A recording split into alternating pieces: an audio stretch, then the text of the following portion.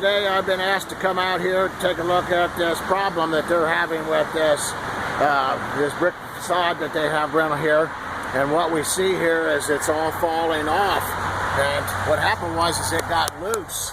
And then this building had to start removing it where they could. You can see where it's actually just kind of a glued-on product. But now what they're asking me to do is come out here, try to find out why is this doing this. And what it's looking to me like now, I'm going to see if I can get a good picture of it. I've already been up on the ladder, but right up through here you see that there's a brick ledge and this water's getting down in behind it. You see right up in there. Let me see if I can get that up there and boost a little bit more.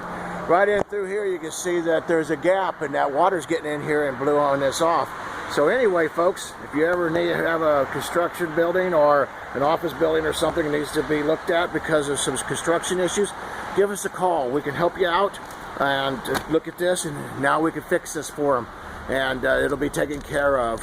It's pretty much what they thought it was. They just asked me to confirm it. Anyway, have a great day, folks. Give us a call. Galloway Building Services. We'd love to be of service to you and help you in any kind of commercial building systems that you have. Have a great day. Hope you learned something.